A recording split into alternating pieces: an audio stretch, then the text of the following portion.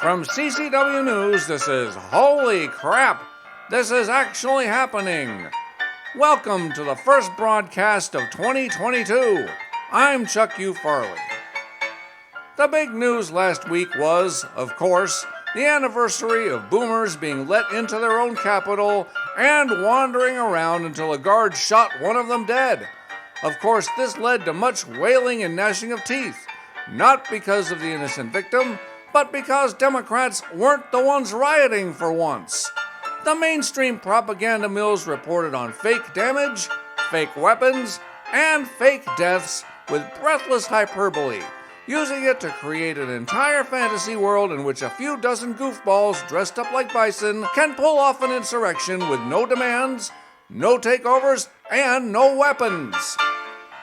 As part of the Democrat Kabuki Theater, Dems held a candlelight vigil on the steps of the Capitol to commemorate all those who lost their lives in relation to the event, except for the single person who actually died during the event.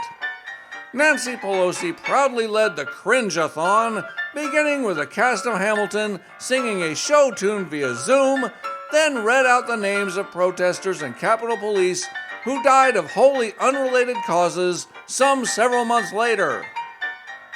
The Golden Globes were not broadcast this year because there were too many white people involved.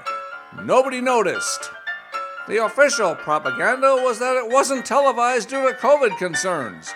No representatives were available for comment as they were all vacationing in mask and vax passport-free Florida. Feminists the world over were angered when a fish skipped riding bicycles and went straight to driving cars. No. Fish driving cars is a real story. I swear, I'm not making this up. The Queen of England took time off from covering up her son's child trafficking history to knight the guy who lied about WMDs, butchered thousands of Iraqis, and lured the U.S. into a decades-long, unwinnable war. She also honored the COVID-19 experts who have a perfect track record of wrongness, the actor who last played 007, and a Spice Girl.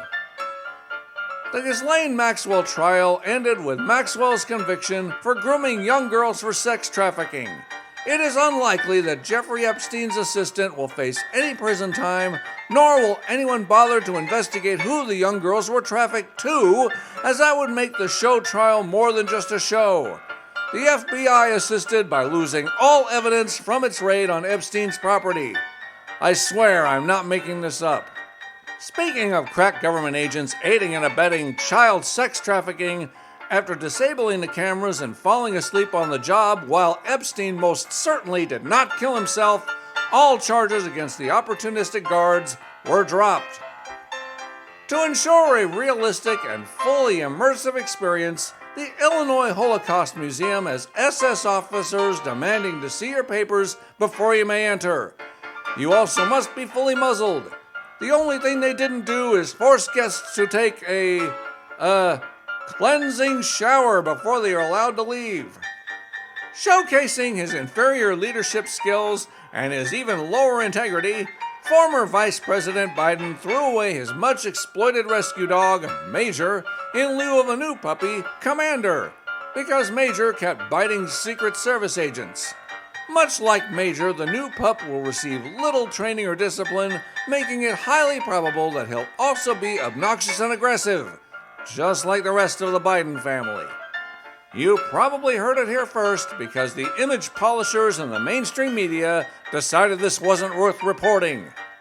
After more than 2 years of denigrating Trump's adherence to the Constitution in regard to states' rights, former Vice President Joe I'm going to shut down the virus, not the country Biden, finally admitted that, quote, there is no federal solution, end quote, to the COVID-19 pandemic.